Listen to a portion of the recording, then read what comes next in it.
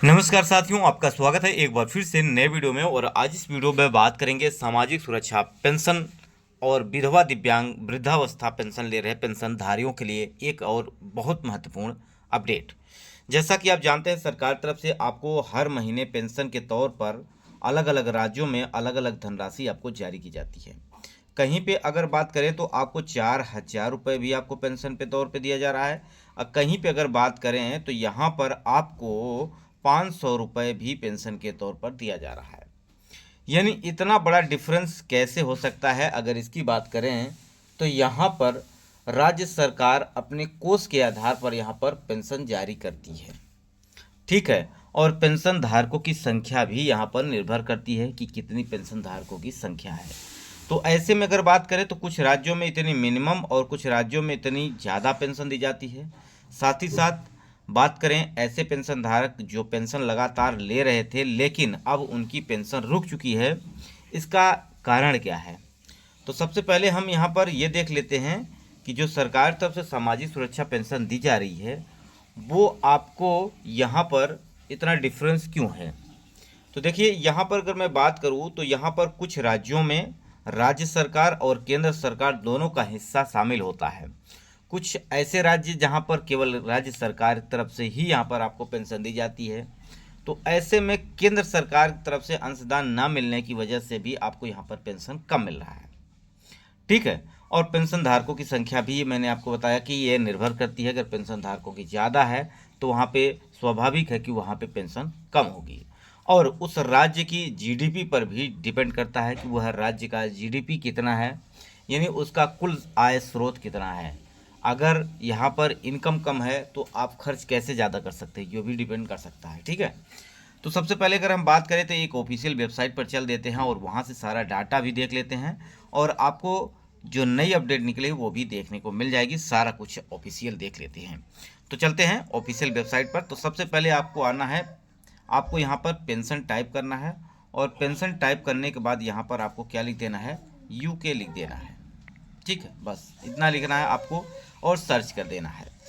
अगर आप अपने प्रदेश का डाटा देखना चाहते हैं तो यहाँ पर यूके की जगह आप अपने प्रदेश का नाम लिख दीजिएगा, वो आपका पेंशन पोर्टल खुल जाएगा और वहाँ से आप अपना पेंशन देख पाएंगे। जैसा कि मैंने समाज कल्याण विभाग उत्तराखंड की यह पेंशन की पोर्टल वेबसाइट खोल रखी है।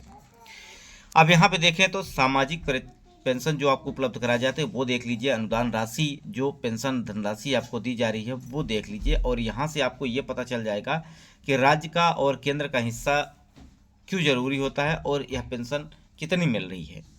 देखिए फ्रेंड्स, अगर हम बात करें तो यहाँ पर आप देख पा रहे होंगे वृद्धावस्था पेंशन दी जा रही है, यहाँ पर विधवा पेंशन दी जा रही है, और यहाँ पर दिव्यांग पेंशन दी जा रही है। सिंपल आप देखेंगे तो यहाँ पर आपकी आयु यहाँ पे दी गई है, अधिकतम आयु दी गई है, और देखिए केंद्रीय अंशदान भी दिया गया है और राज्य अंशदान दिया गया है।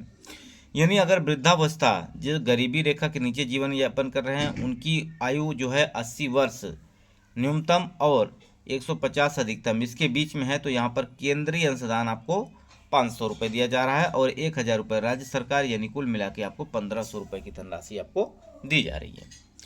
इसी कड़ी में अगर बात करते हैं वृद्धावस्था, तो यहाँ पर आप देख सकते हैं जिनकी उम्र 60 साल है, जैसा कि वृद्धावस्था जो पेंशन दी जाती है वो 60 साल की उम्र में मिलना शुरू हो जाती है।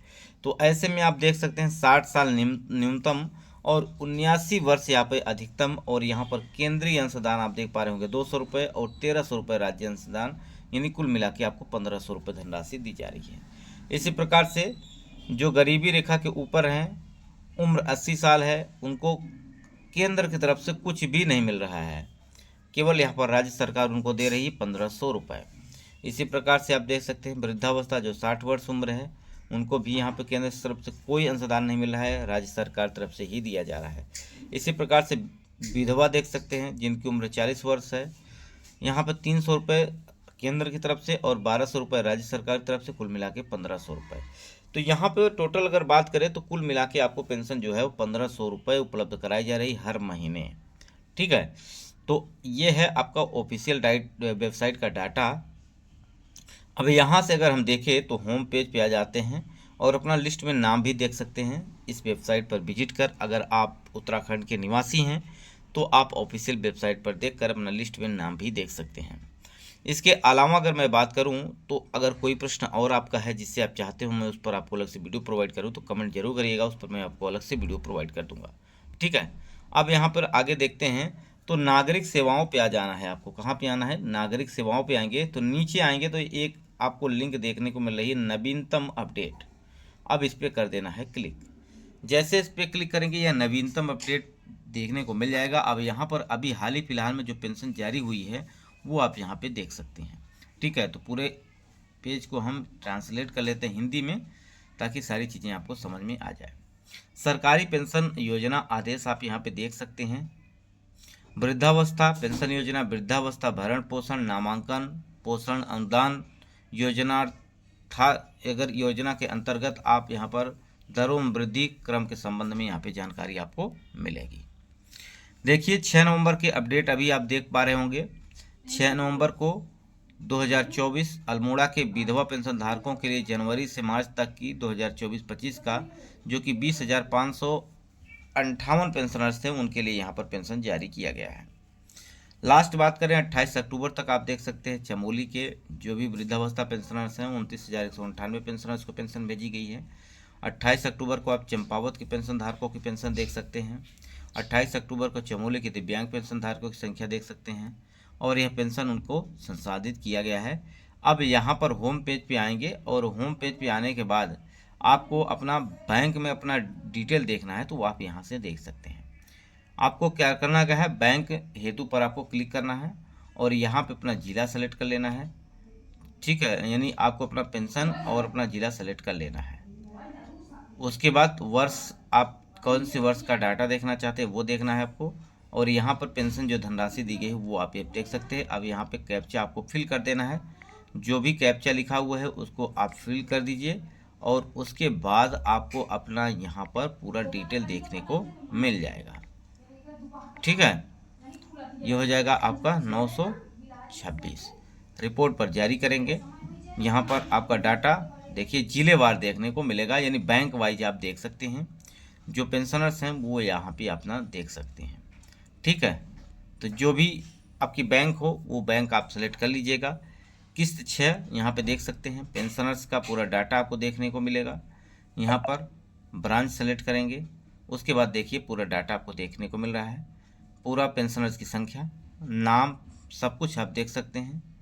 इसका प्रिंट भी आप ले सकते हैं यहाँ से, जैसा कि आप यहाँ पे देख पा रहे होंगे। तो फ्रेंड्स, अब इसके अलावा भी आपके मन में कोई प्रश्न है, आप चाहते हैं उस पर मैं आपको अलग से वीडियो प्रोवाइड करूँ तो कमेंट जरूर करिएगा, उस पर मैं आपको अलग से वीडियो प्रोवाइड कर दूंगा। बशर्ते वीडियो को लाइक और शेयर जरूर कर दीजिएगा दोस्तों तक, ताकि अन्य लोगों तक यह जानकारी पहुँच सके और लाभ इसका ले पाए। तो फ्रेंड्स, जय हिंद, जय भारत, नमस्कार।